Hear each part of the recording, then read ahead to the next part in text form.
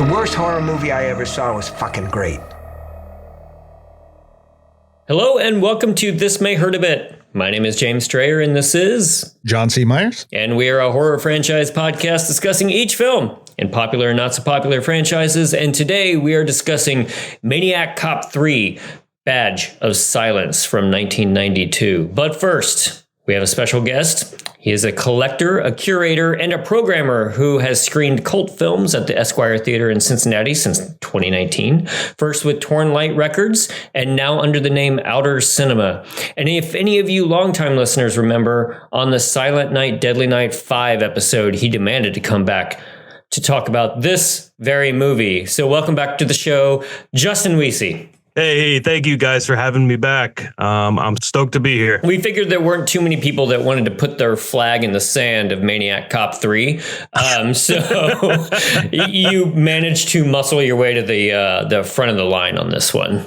Hey, I love to hear it. I think it's a fascinating movie for a lot of reasons, and I know we'll get into. And I think that it has a really, really bad reputation because of that. And I don't think it's 100% justified. We'll obviously get into it, but I'm a big fan of this series in general. So I'm just happy to be here for one of the three. Yeah. So I mean, I would overall agree. I mean, I didn't remember this one super well before I did the rewatch, but I did remember the voodoo. I remembered not liking it as much as the first two, but since I really, really dig the first two, that's not terribly surprising. But tearing into the whole backstory of it was a lot of fun as well. John, you had seen this one before? I can't remember. I have not. I watched the first two, and then I think I just went, I'm good. And I never went, because I think I've read there was a voodoo priest, and I just kind of went, I don't know about that, Maniac Cop, and just didn't bother with the third one. I also did not know the backstory of it at all. Because the whole voodoo Santeria aspect of it is actually a lot smaller than I remembered it being. It's very tossed off. It seemed like it was going to be a much more central thing to it, and it really isn't. It doesn't really matter that much. It's like in Friday the 13th, Part 6, if they spent a whole lot of time on the lightning strike that brought him back to life. It just seems kind of like, well, we just needed a way to get Cordell back up and running. Right. And it's not really explored for how much they give it weight and I in think the small scenes that it is there. It could have been just part of the impetus of the idea of the scrapped script of the original police detective who had Santorini as a part of his backstory growing up in Haiti, I believe. Yep. Santeria? Santorini? Yeah. You said Santorini, which is what the Sopranos practice. Whoops. He was practicing Joe Satriani. Yeah. I don't suggest that. Like the whole aspect of this film originally being conceived of as Lustig and Larry Cohen wanting to do essentially the blaxploitation Maniac Cop movie. That whole backstory is fascinating to me because Lustig wanted a black lead in this. They wanted to shoot it in Harlem. They had locations scouted in Harlem. They were going to use the big abandoned hospital that they used in Abel Ferrara's King of New York, in fact. And they had all this planned out. And then the Japanese financing, because they were giving the production $800,000. Basically, they weren't interested in the movie if there was a black lead. But when one of the producers went back and asked, like, hey, what if we get Robert Davi back? Then they signed the contract immediately. But Lustig didn't want Davi in this role. He thought he was wrong for this story.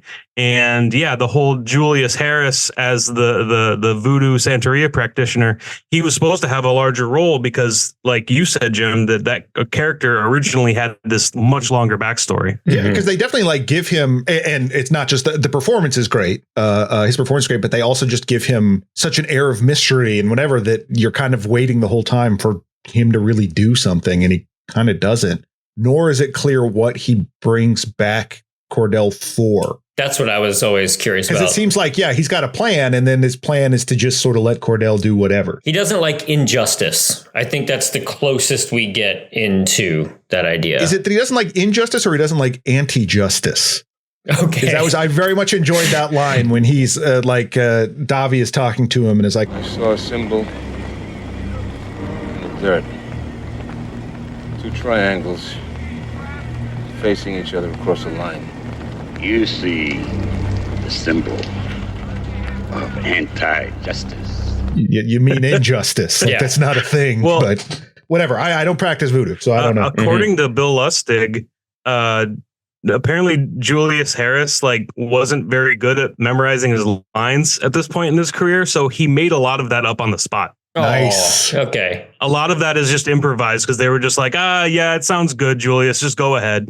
Also, we don't need a true explanation for this anyway. Yeah. No one is listening. It is fine. Right. Lustig was also not super primed to come back to this anyway because he had the idea for what you were talking about, but before this, he had just gotten True Romance taken away from him. By Tony Scott. Like he was primed and ready to direct that script by Tarantino. Tony Scott saw the script, kind of snaked him, paid him for his time in pre-production. And then so Lustig's like, well, I guess I'll go back to Maniac Cop where I belong. But I'm sure that had to have been a bit of a bummer for him. Oh, absolutely. I mean, you've done this twice already. Mm-hmm. You had a chance to go do something else. I mean, I'm sure that script was very exciting to Lustig. And then, yeah, just taken away from him, like apparently like the day they were set to shoot. Mm-hmm. Yeah. Like start, because he was still gonna do Maniac Cop 3. He was still gonna finish that, but like do True Romance after or whatever. And yeah, it was like the first day of shooting is when he got word. They're like, studio's going with Tony Scott instead. Yeah, my God. How depressing. And so he was just bummed out. And the again, not to get too far ahead of ourselves, but he comes alive during like the big action set pieces. Mm-hmm. Like you can tell he really enjoyed doing that. But all the dialogue, you can tell he would rather be anywhere else. Well, yeah. And my favorite anecdote that I read about it was just the fact that during one of those dialogue scenes, he was caught watching Fern Gully on a monitor instead of the performance that was going on. And there's so much to love about that anecdote. Just, a director not paying attention to his actors. And then William Lustig, director of Maniac, enjoying Fern Gully on set. Just tearing up. Yeah. Like, that was great. But yeah, I mean, the opening scene of this film is the moment that Lustig walked off, because he turned into a 51-minute cut of the movie. And then they decided, okay, we got to go back and do reshoots. And this first scene in the film, he gets to set, he looks at the producer and writer and the new material, and he's just like, I just can't do this. This is just too cheesy. And that's when he walked off. But I would argue, I'm not saying that opening scene is great, but if you think about it, there's not a single scene that has McKinney and Sullivan in the same room, like together at all, before she gets gunned down. So there's no basis for why McKinney's interested in her, other than like a fallen cop. It's okay, but I would argue that scene is marginally important for the rest of the film. Right. Well, I mean, obviously they had to make some changes overall, because including Robert Davi, who, it just occurred to me this time around, I missed this in 2, that you got Robert Davi to play Sean McKinney. Yeah. He should be like Tony Lasagna or something. You know what I mean? Like, why does he have the most Irish name? He almost looks like a much more rugged, aged looking Nick Cave a couple of times in his black suit and long hair and white shirt. But I'll go Tony Lasagna. But I also like how in this one, in the second one, you have him. He's a lot more like, okay, so yeah, maybe I just immediately shot that suspect as soon as I saw him, but it's probably bad to do that overall. We hear at the end of the movie. And in this one, he's just like, nah, just kill him. Killing him rules. We should go back to that. But yeah, but prior to the shooting range scene between the two, we do get another classic padding it out bit of a good solid 5 minutes of not only the previous film's fire stunt, the previous film's graveyard scene, but now it's intercut with the priest who you were describing earlier. So now we're tying together the two with the priest raising Cordell. Right, which they also, well, the other priest, the Catholic priest, that's from the funeral at the end of 2. They replay that footage, but they have him saying different things. They overdub it and have him like saying like, "We cannot sit in judgment of this man any more than we might sit in judgment of those responsible for his false imprisonment and untimely demise." Well, actually, that Cordell should be forgiven for his. He murdered a lot of people, just a real whole lot of people. And they're like, no, it's fine. And same thing with the way that they tell the backstory again. They make it seem like he just went to the jail and a guy threw a firebomb at him and he went on fire and then killed someone while he was on fire. It kind of gets rid of a lot of, like, just compresses the backstory in a way that makes him much more of a victim than he really is. I do enjoy just the timing, though, of we're going to put Cordell on the ground. 5 minutes later, his eyes open. He's not even like getting comfortable down there before he's risen back up. Guy cannot catch a break. He can't get murdered. Then he's like trying to get revenge. That gets thwarted. He finally gets killed. Nope, you're back. Yeah. We get introduced to McKinney at a crime scene. I mean, after he's been hanging out with Sullivan. There's some imagery in this early one that they don't seem to circle back to at all, like the decapitated body with the drawn head on the concrete, the feather. And then I think that's where the symbol of anti-justice is seen. Is that where it is? Yeah, it kind of looks like an upside down hammer. Right. Sort of with the two triangles. So we've got three different distinct little things in this tableau that never really come back around, that I suppose that was kind of dropped for the voodoo stuff. Well, something I'm curious about, and maybe you know the answer to this, Justin, in terms of how much of the script was, how much of Cohen's original script remained. But there is a thread throughout this of like everyone just being cold and indifferent about death, whether it be the cops like drawing this guy's headless. So in the chalk outline, we drew a smiley face where his head was supposed to be.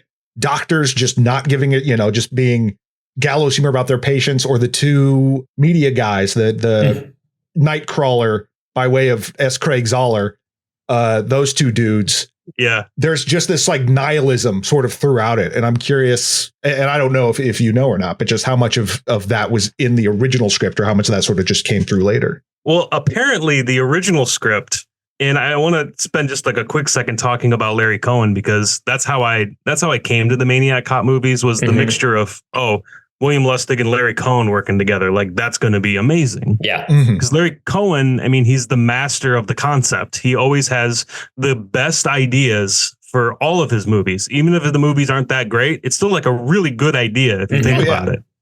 And Larry, for this one, obviously he wanted it to be this blaxploitation style movie, which he was very familiar with. I mean, he made Black Caesar with Fred Williamson, and its sequel, Hell Up in Harlem.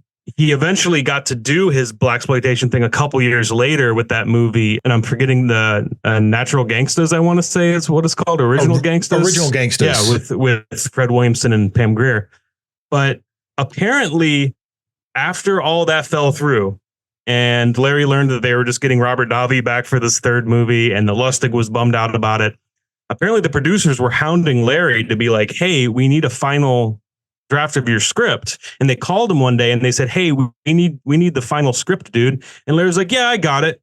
And they're like, okay, well, can we get it? And he's like, yeah, you got a pen and paper?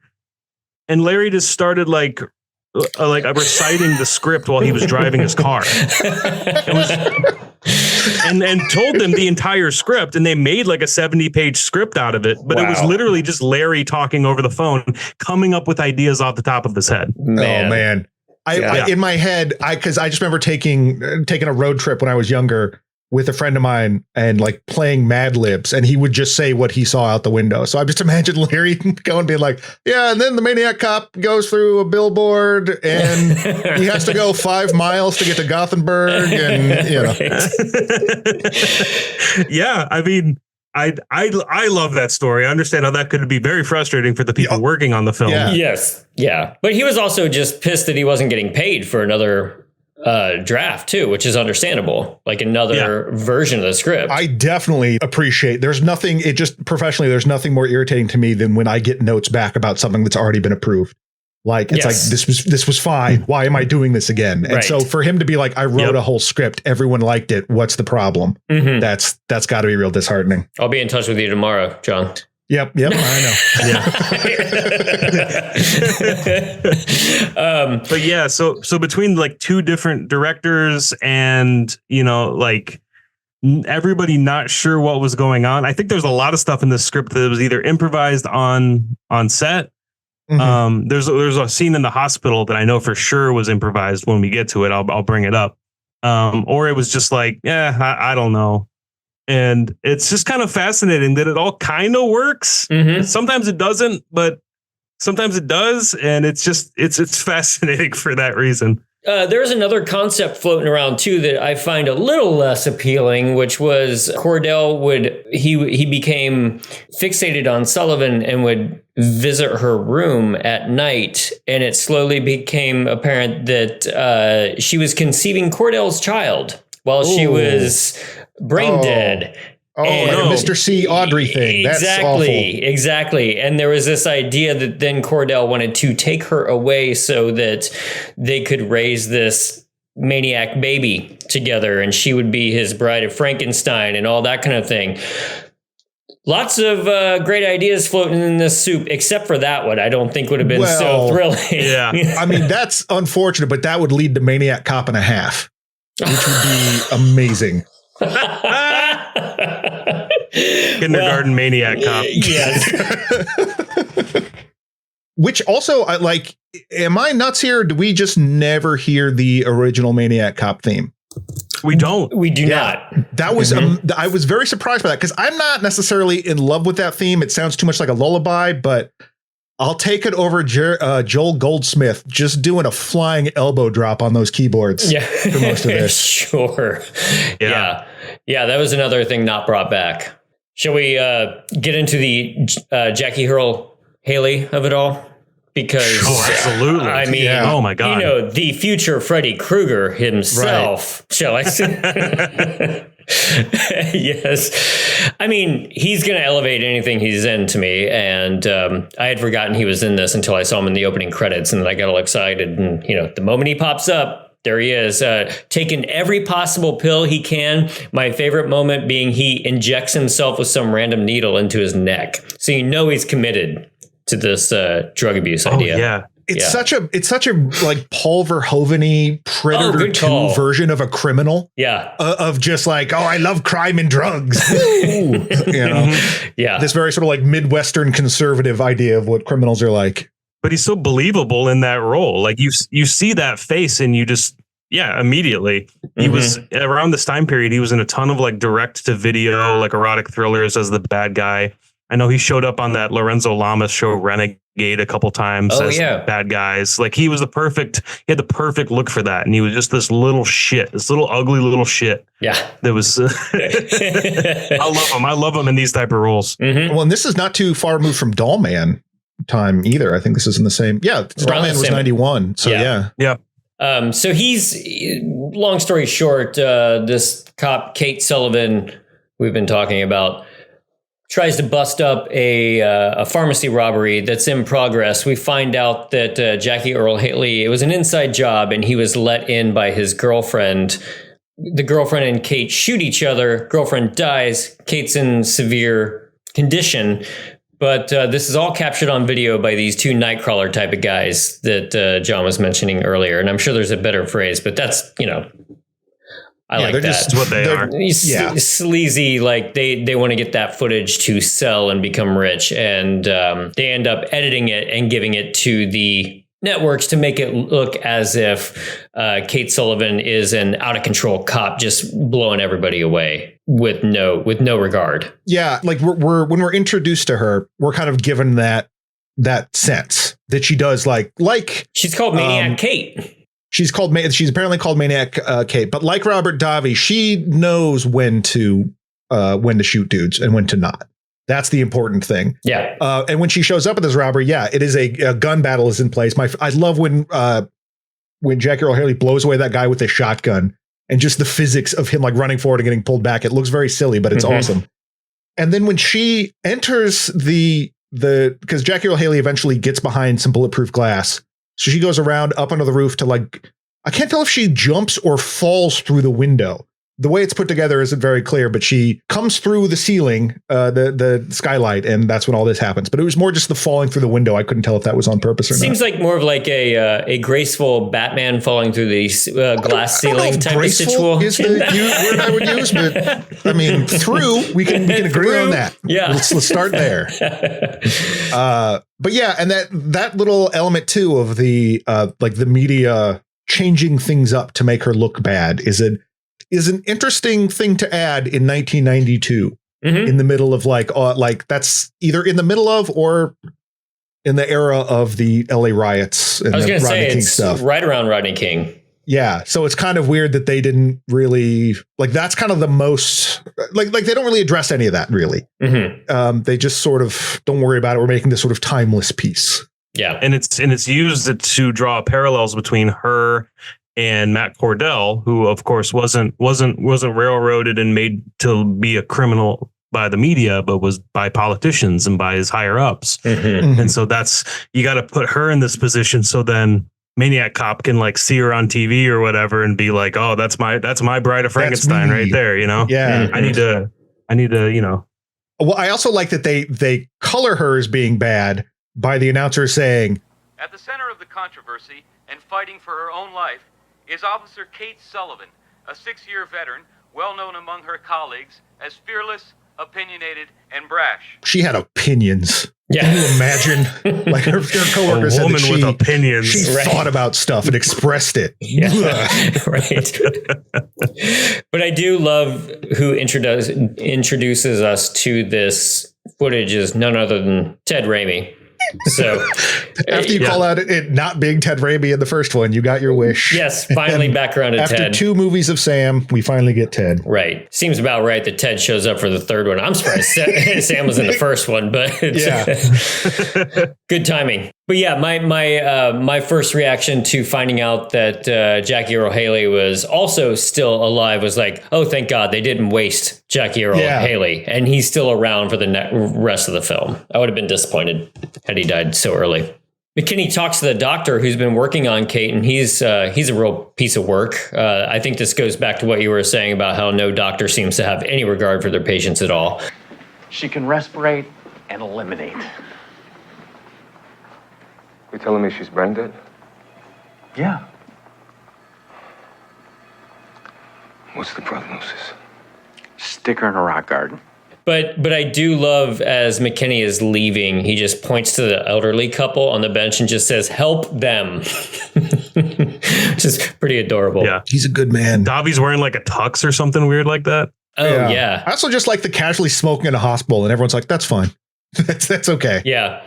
We did skip a little bit past the fact that Cordell, who has been skulking around for like the last 20 minutes or so, finds his way into a church. Yeah. And surrounded by candles. And this is where we get our voodoo priest. It's not just any church. Yes, exactly. Which church is it? That's the same church from Prince of Darkness, the John Carpenter film. I don't know the name of it, but I just know it's the same church. Yeah. Thought I recognized it.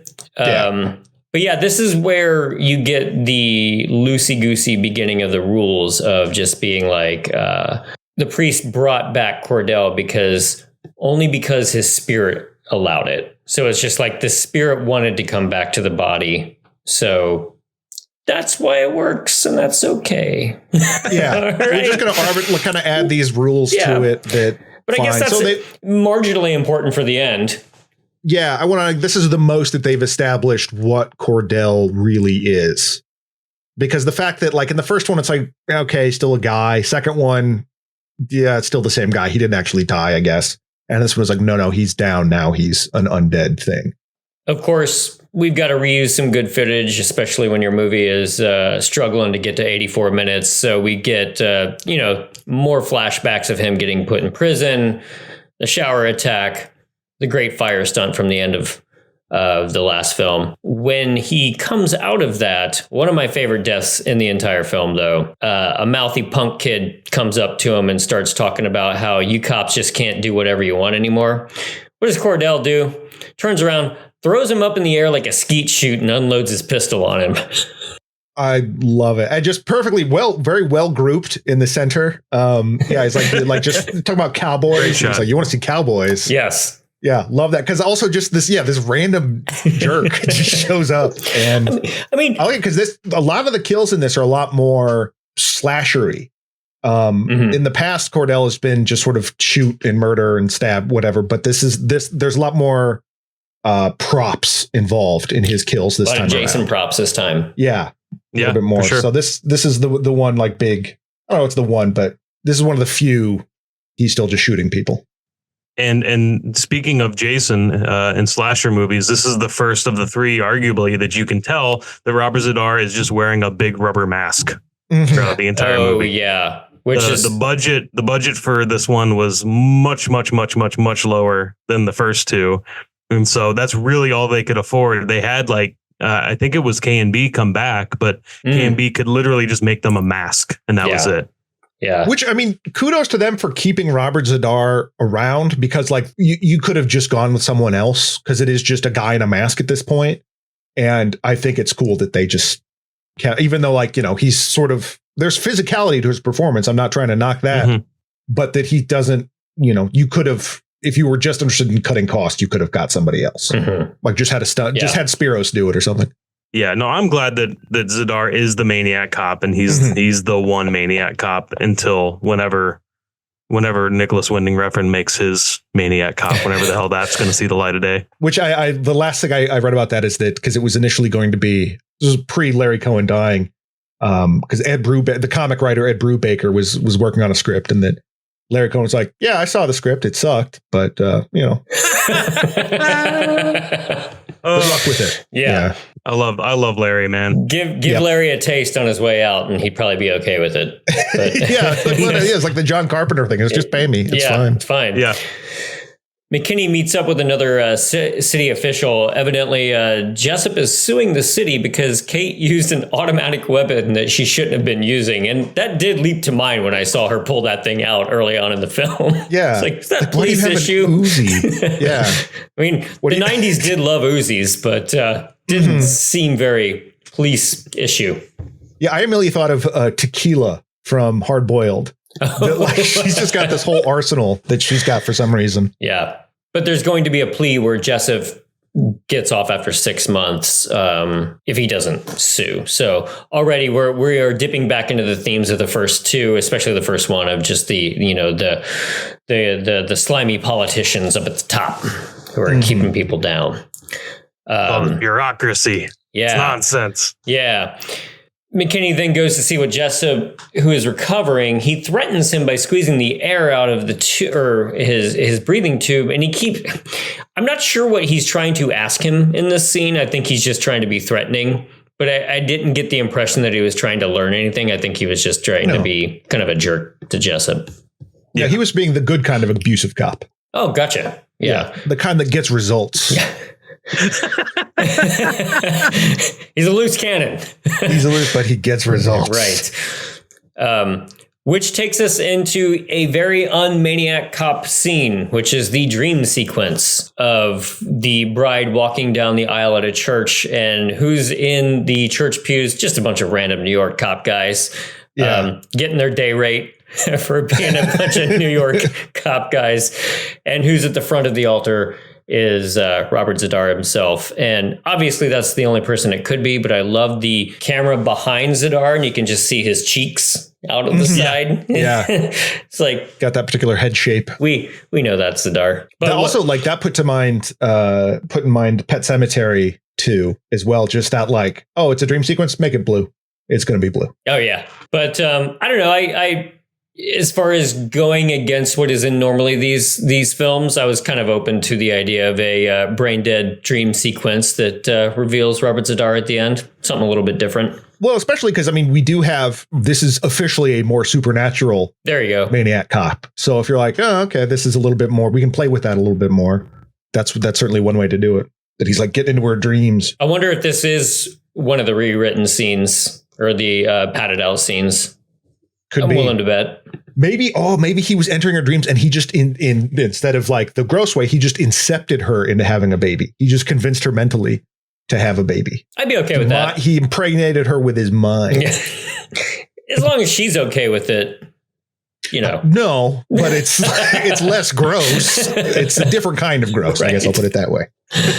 Then there's this big long discussion about the fact that is she brain dead? Is she not? Will Peter the doctor bother to run a scan that he seems to very easily be able to do? He just doesn't want to for whatever reason, which brings us to Cordell running around chasing him with a defibrillator. defibrillator. How do you say that? Defibrillator. Defibrillator. Yeah. Yep. But yeah, now we get the prop kill that you were talking about. He chases him up to the top and smashes his head with those paddles. What I like about that is because when he's first running, when he comes out of a door, he's having a liaison with a nurse in a locked in a locker room. Maniac Cop knocks on the door, and when he comes out, he gets him with the defibrillator, and then he's chasing down the hallway with the thing on a cart behind him very awkwardly. And so he gets to a stairwell. I'm like, well, that's a smart move because you know he's not going to take a cart up the stairs. Although I don't know why he didn't go downstairs. But he goes up to the roof and he's just carrying the defibrillator now. He's committed to the bit, and I appreciate that. Mm-hmm. Yeah. I like in the second movie that the Maniac Cop is just like literally walking through glass and doors to get to people to kill. But in this one, he knocks. He's a lot more polite. Yeah. Right. Yeah. Look, I learned my lesson with what happened last time. I'm going to be nice this time. You catch more flies with honey. Yes. Says Matt Cordell. Yes. He thought maybe he was in there with a lady. And so he wanted to just gently interrupt. He saw the stethoscope on the door and went, oh, I know the doctor code. The doctor Hey, excuse code. me, bro. Right. This is Cordell. Dr. Fowler finds herself in a basement of the hospital where she was kind of like running after Cordell, evidently, chased him down into the basement. And this very stereotypical kind of Rasta man down there just gives her the like, don't come down here, nice lady treatment. Yeah, this is just, you know, your typical basement Rasta guy. Yeah. Who I think is the same actor that was in the Michael Jackson's black and white video when they're all morphing at the end. I know exactly. At least he had very similar facial hair and dreadlocks. Yep. So I was, you know, oh wow, I'd have to look that up, but I didn't see a listing on IMDb for basement Rasta. Yeah, apparently that cool pipe hallway that's in the basement of the hospital. Apparently that was there. They didn't have to build it or anything. And Lustig saw it and was like, hell yeah, that's going in the movie and we're going to use it as much as we can. And I think he made the right call. Absolutely. Yeah. I mean, you need a way to get from the hospital to wherever that church is.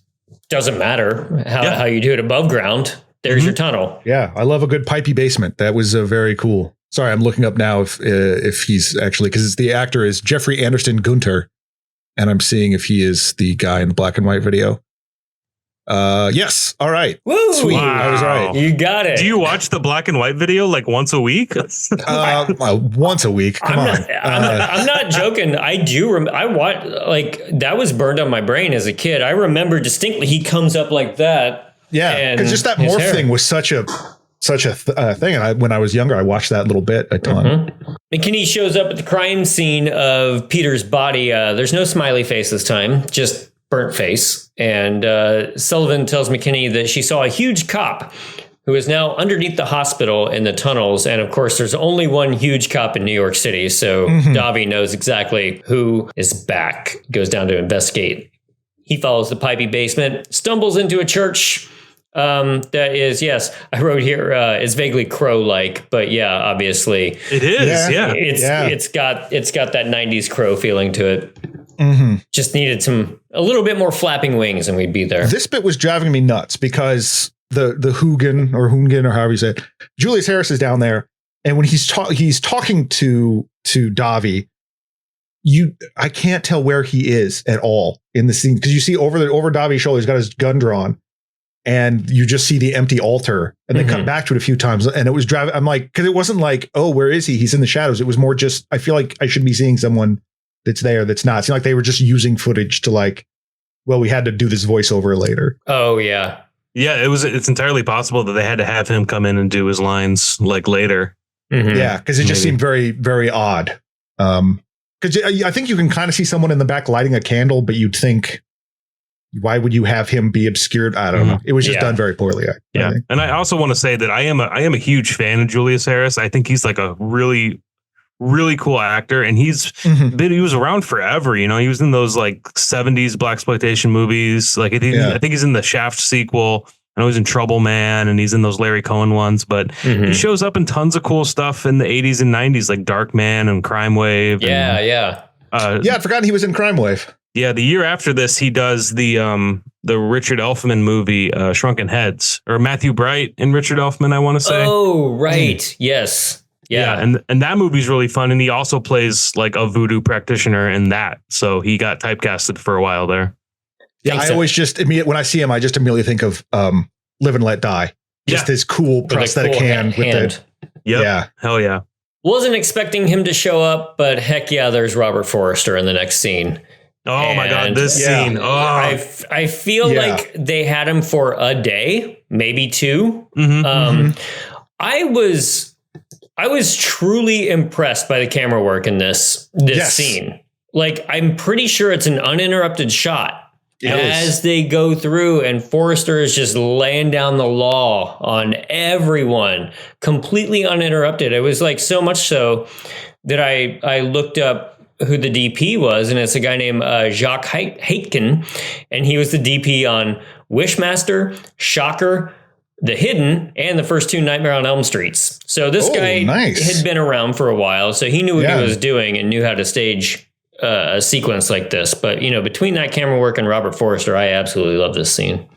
This scene is what Aaron Sorkin quotes is his influence for The West Wing. So I saw Maniac Cop 3, and I love the walk and talks. Walk and talks, this is a Lustig scene. I mean, you can tell because of how like animated the camera work is, and how like there'd been some dull points in the movie, and all of a sudden this scene just comes alive. Apparently they did have Robert Forrester for like a scene, and it's funny because he's actually talking to Paul Gleason in that scene too, from Die Hard.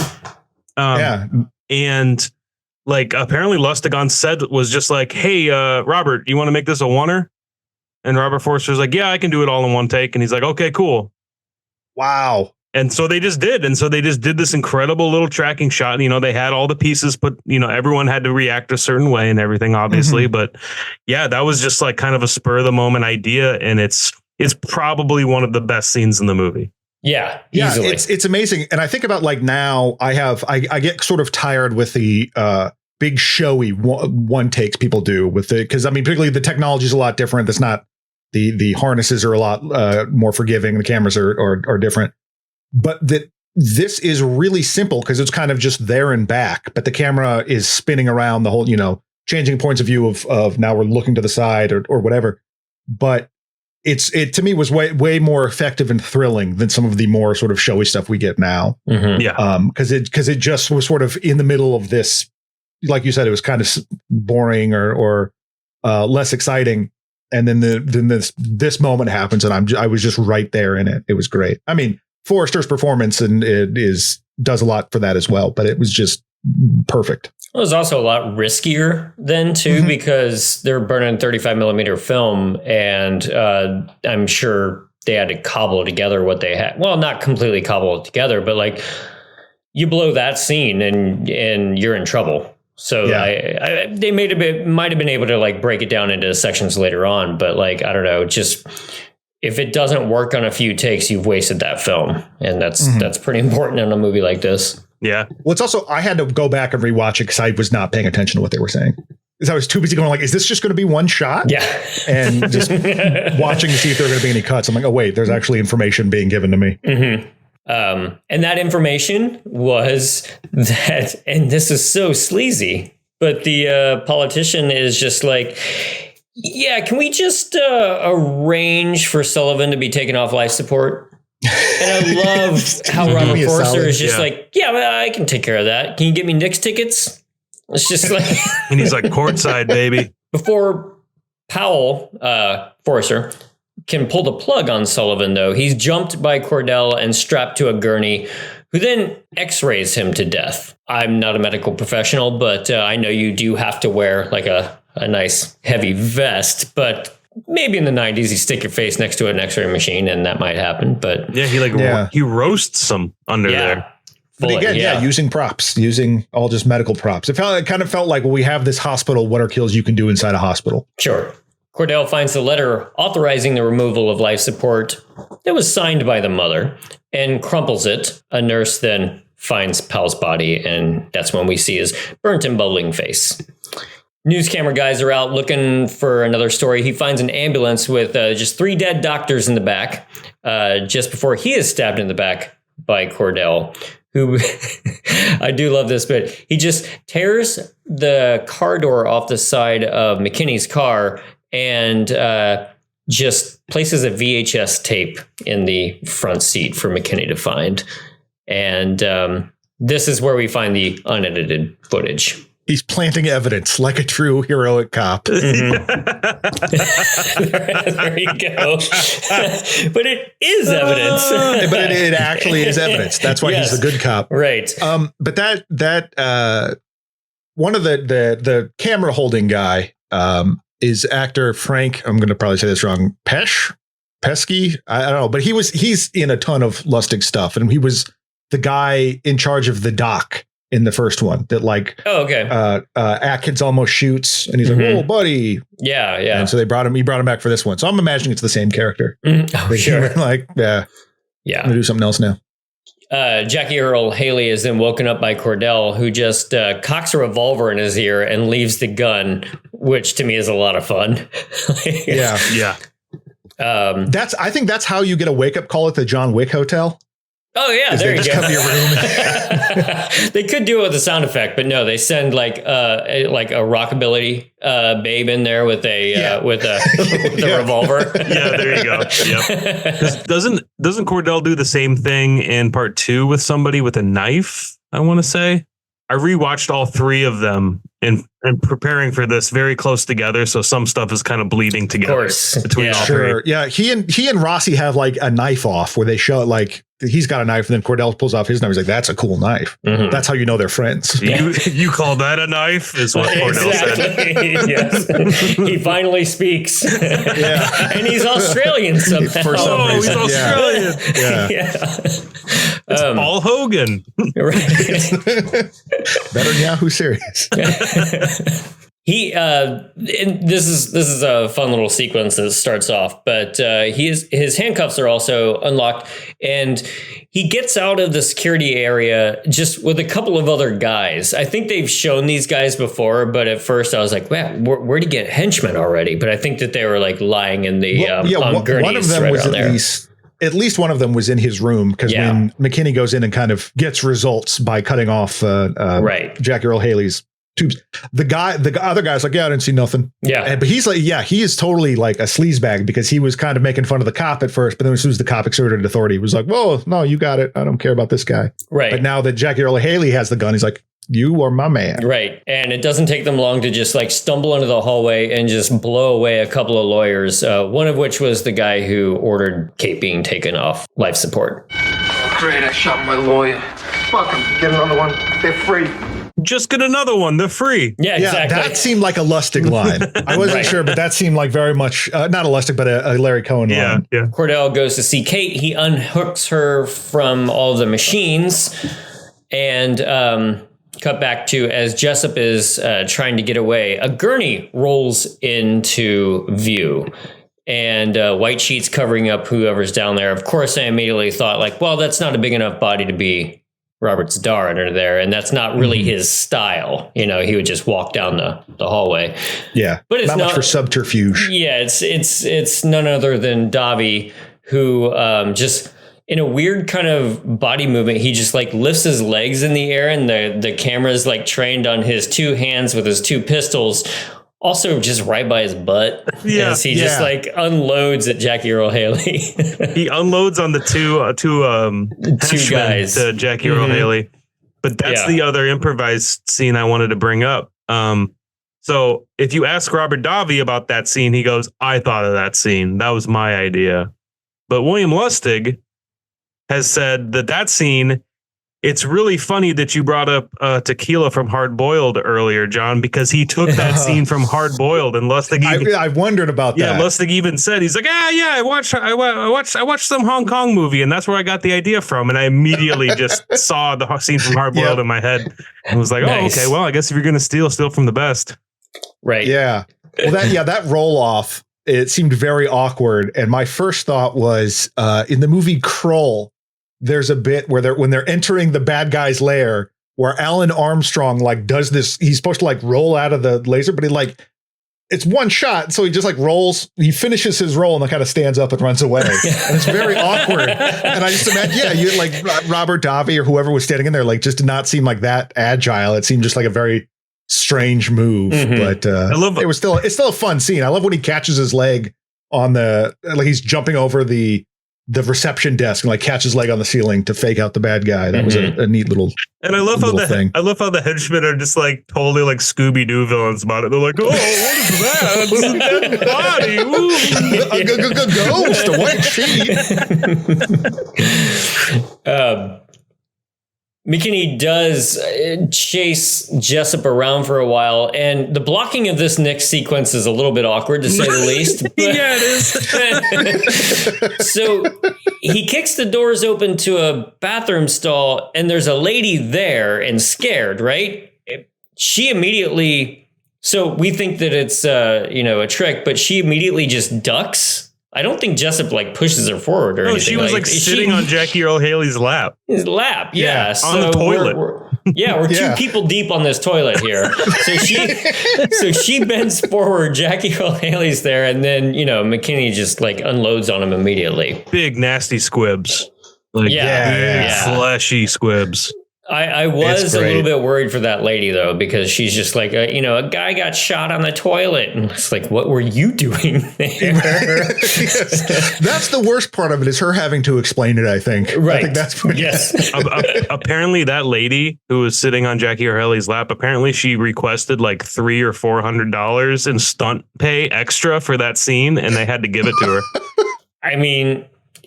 I don't know what constitutes a stunt, but like maybe there, Yeah. I mean, we've all fallen off toilets before. I mean, sure, absolutely. That leg goes to sleep.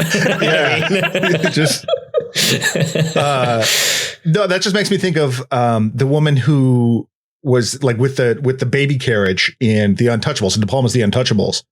Like has a thing where she falls and gets thrown to the floor, and like all the other extras were like, you need to get stunt pay for that. She didn't even think about it. It was like, oh, okay. Yeah.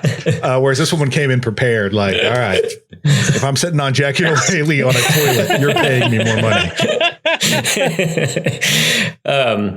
Later, McKinney's getting fixed up by a sexy doctor, which is a little bit of a stretch, perhaps, and just made me think of Roadhouse. Fowler then convinces him, or they get interrupted, and they're immediately like, we need to go down into the pipey basement. And I love that Fowler convinces him that she's useful because she can use a flashlight instead of his going into the dark. Yeah. Like, they were smooching. Yeah, they were smooching. Yeah. Apparently, Davi behind the scenes of the movie was like a big fan of that actress, and so he was not. He had no qualms with coming back with reshoots as long as she was in those scenes with him. Nice, yeah. So so he has feelings for her. So he's going to allow her to go down into the voodoo church basement after a zombie. The voodoo church hospital basement. Yes, Right. yeah. That's like a Resident Evil ending. It is, Sure. Yeah. They find the priest performing a ceremony on Kate's body, and he wants to unite two spirits in matrimony, he says. And there's a great reveal when McKinney knocks away a bowl of powder in the priest's hands, which just makes him fall away, and all of a sudden Zadar is right behind him training a gun on it. It was just a great little camera gag. And that's when Maniac Cop utters his only line in the movie. Finish it. The priest realizes he cannot recover the soul because she just won't allow it. So, those rules hold true. She just doesn't want to come back, which is fair enough. Can you blame her? Yeah. She pulled a Larry Cohen on the whole thing. It's like, nah. Walked off. Yeah. You did not pay me enough to get resuscitated. Yeah. That's enough for Cordell to just say, screw it, and shoot the priest in the back, which starts to knock over all the candles, sets Kate's body on fire.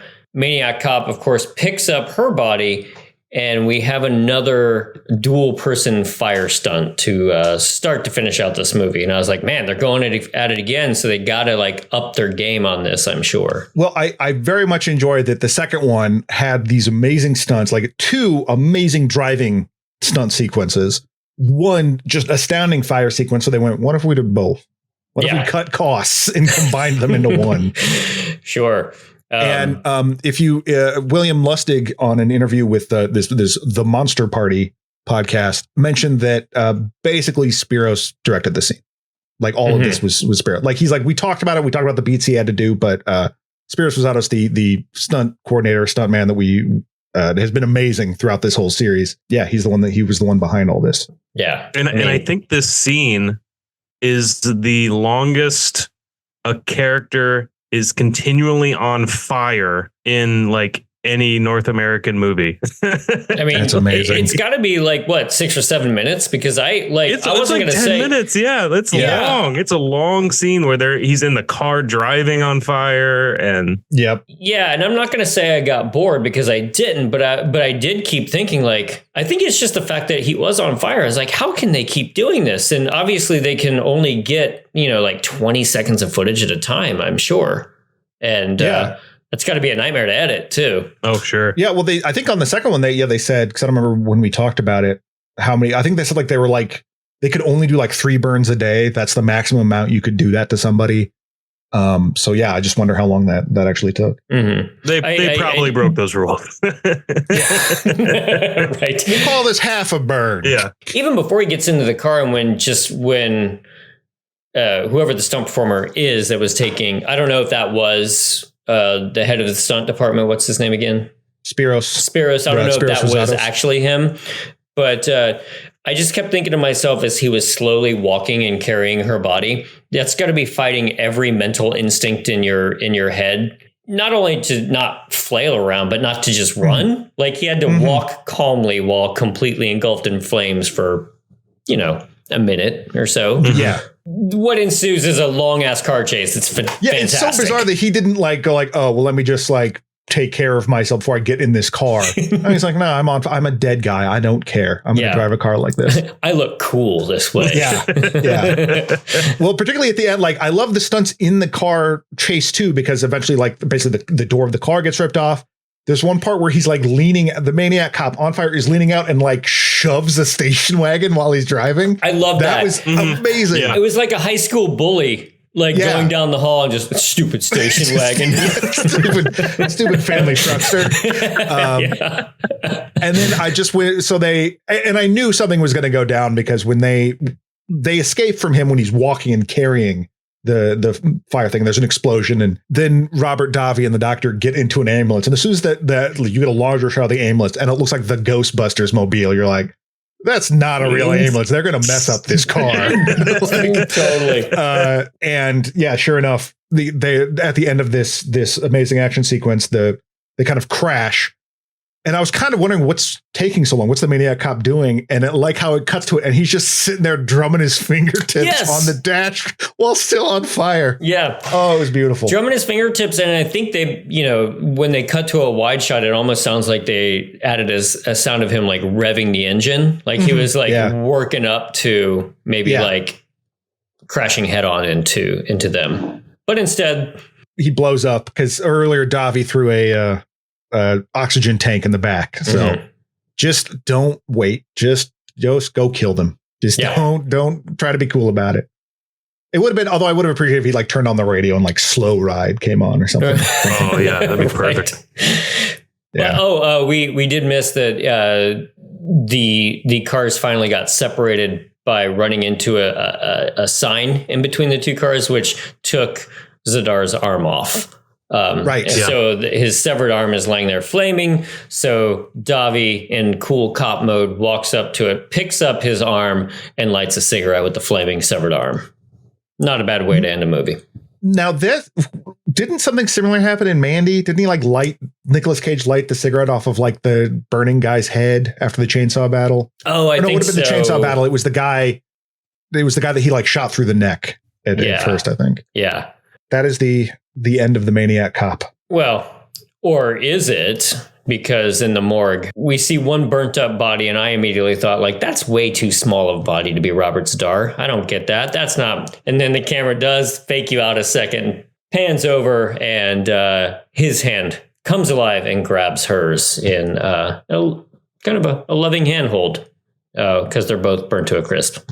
But the doctor does see it. Yes. Be one of that Simpsons ending with that, like in that one Halloween special where everyone ended with the heart iris down that goes like doo doo doo doo. Oh yes. Where it's like just like, oh, he found love. The end. It's fine now. It's fine. But yeah, that's the end of Maniac Cop. No more Maniac Cops to be had after this. For the time being. Until they resurrect this IP. Mm-hmm. Yeah, I am very curious about what the original one version would have been like. Not only for all those other reasons we've already talked about, but just like those elements. Like, so you have this voodoo priest, Santeria, whatever, resurrecting this guy, and then this guy taking charge. I think that's like an interesting thing, kind of just gets swept aside. Because at the end, when he's holding, with shotgun, pointed at the guy's head, he's like, "No, you do the voodoo stuff," rather than being controlled by him. Mm-hmm. I thought that was an element worth exploring. And then just like the concept of if you're not ready to be called back at the end of 2, Zadar's stuff is like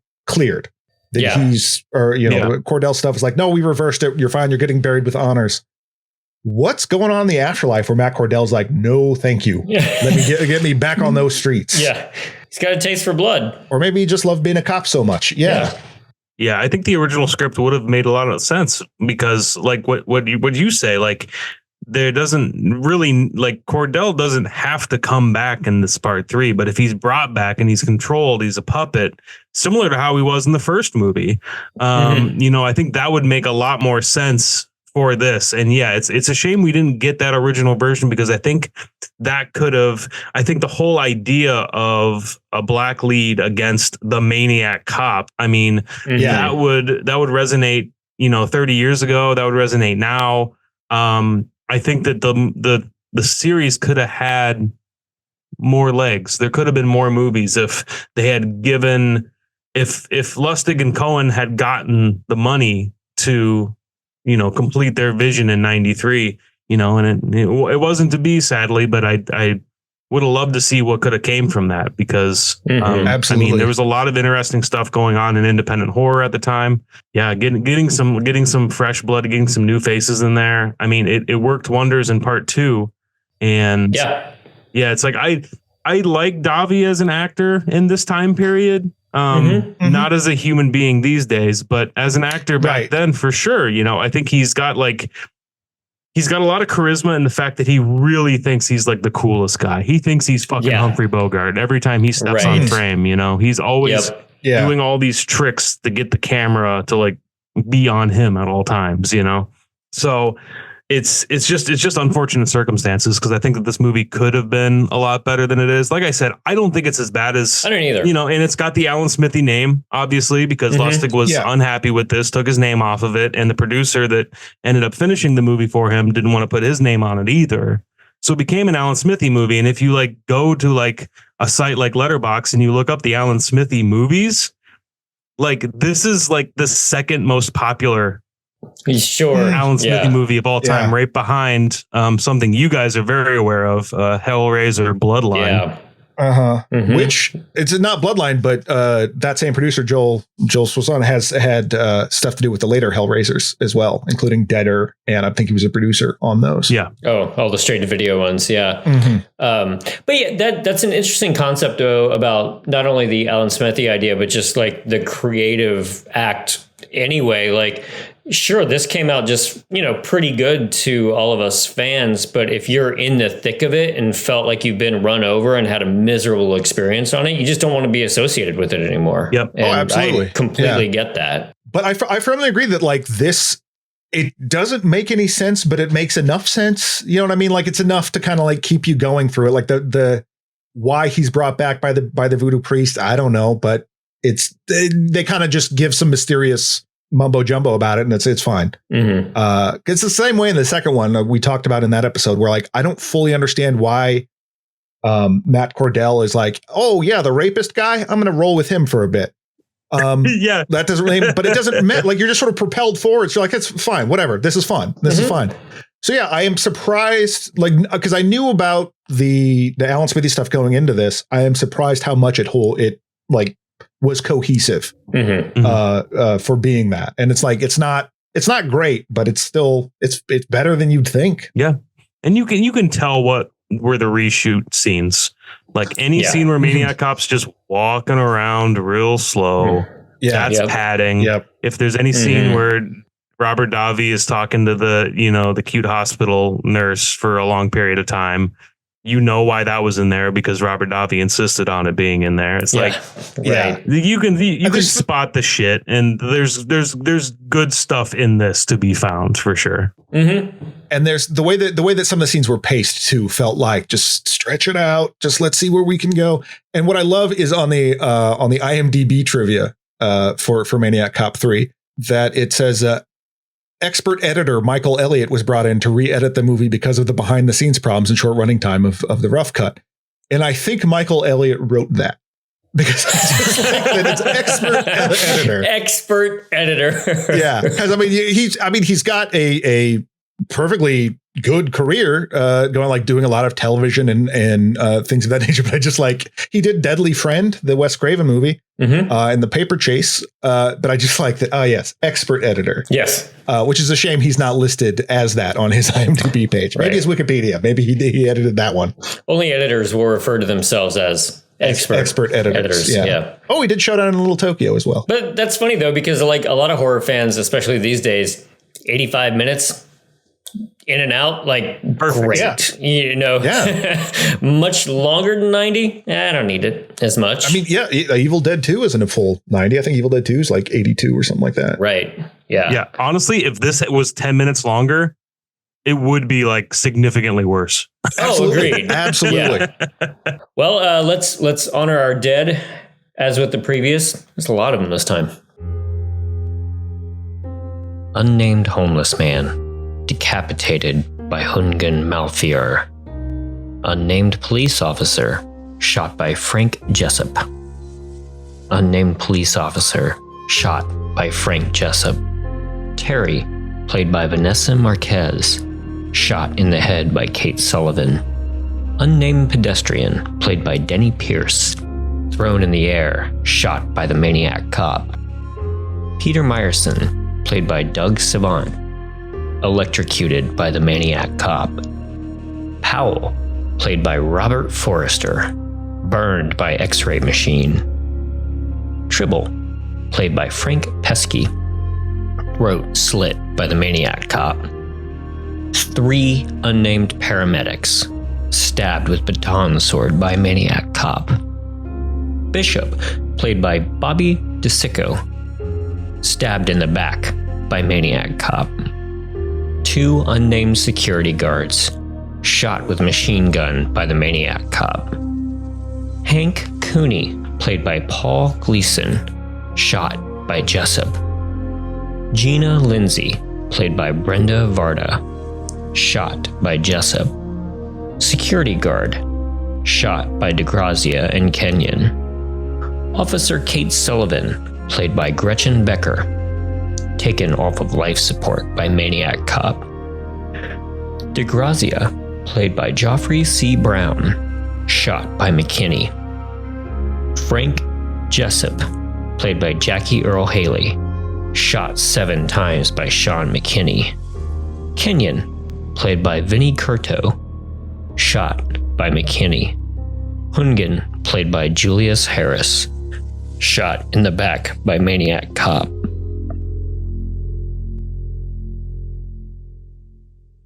All right, well, any last thoughts on Maniac Cop 3? I think we've pretty much covered, and we're all in agreement that, a lot better than it should have been. And while not as good as the first 2, that was not a bad way to go out as far as this series goes.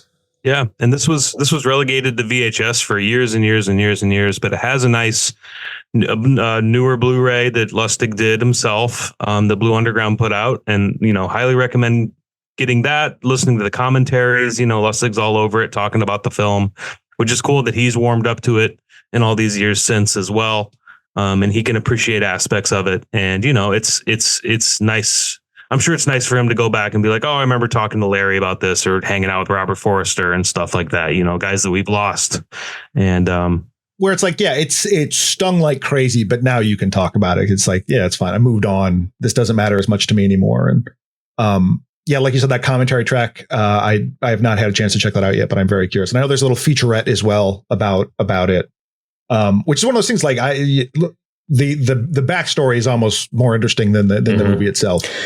Agreed. Well, Justin, if you want to shoot forward a year and lay up a similar, which one will you come back for off the top of your head? I know I'm putting you on the spot, but Carnosaur 3. All right. Okay. You just committed. You heard it here first. Carnosaur 3 with Scott Valentine. Okay. Oh, I've seen it. Okay. If it's army guys shooting people in rubber velociraptor costumes. So okay. Yeah. It's pretty stinky. That's going to be hard to wait for a while. I kind of want to do that immediately. Also, thank you for showing up without a disgusting Mickey Rooney movie this time. Yeah. Or some like, oh, hey guys, here's a movie where Don Amici enjoys water sports. Yeah. Nothing like that. Just Maniac. Oh, you got the link for that one? Oh no. I want to show out a quick recommendation of another Robert Please. Davi, Robert Forrester joint from around the same time period that I don't think a lot of people have seen, but I want to mention it just in case, like throw it out in the ether that hopefully it'll get like a Blu-ray or something someday. It's called Peacemaker. It's from 1990. It's directed by Mr. Kevin Tunney, I guess, who did Night of the Demons, Witchboard, Witch Trap. Oh, yeah. A bunch of cool stuff. And it's about these two aliens that land on Earth, and they just want to kill each other. And there's a bunch of hijinks with stunts very similar to Maniac Cop 2 or The Hidden. And I think it's definitely worth a watch. Robert Forrester plays one of the aliens, believe it or not. And Robert Davi is a cool cop that smokes. Can you imagine? Ooh. Wow. Gosh, Yeah. Nice. So that's Peacemaker. Called the 1990. Peacemaker? It's okay. probably on YouTube, but it's one of those that just stuck on VHS, and I think it really needs that HD upgrade. Right. Not I Come in Peace, but I love that movie though. Peacemaker. That is such a good movie. That's a Christmas classic. That gun with the 5 different clicks on it. Yeah. Yeah. The flying CDs. Yeah, it rules. All right, Justin. Well, what do you want to plug? What are you doing in Cincinnati that any of our local to Cincinnati listeners want to attend that you're putting on and buy you a beer? Yeah. Well, thank Most you. importantly, Well, thank you. buy And thank you guys so much for having me on. You know, I love this show. I love that you guys are bringing attention to unloved movies because that's one of my favorite things. So on May 29th, I do screenings last Wednesday of every month at the Esquire Theater under the name Outer Cinema. You can find me on Instagram at Outer Cinema Cincinnati. That is where I'm at on the internet for the time being.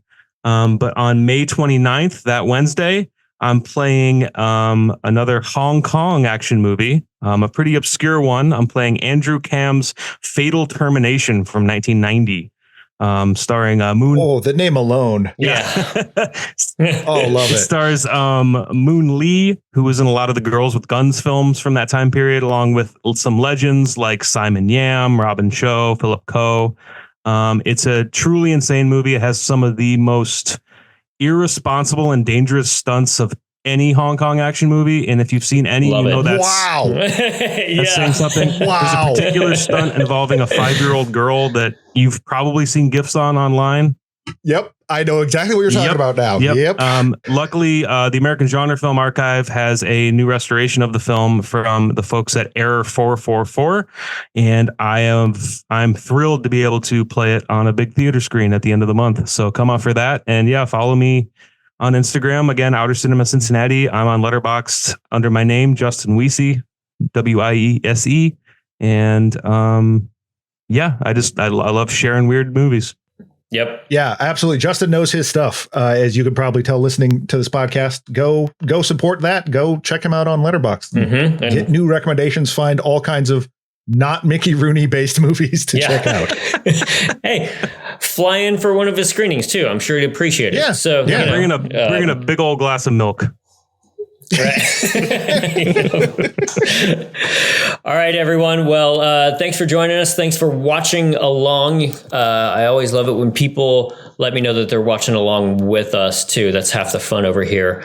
And Next time, we'll do our wrap up of the series, and then we'll announce what we are doing next. But in the meantime, you can follow us on Instagram at This May Hurt a Bit Pod, Hurt a Bit Pod on YouTube, and you can email us at thismayhurtabitpod@gmail.com. Thanks again, Justin Weesey, for coming on, and we will see you next week.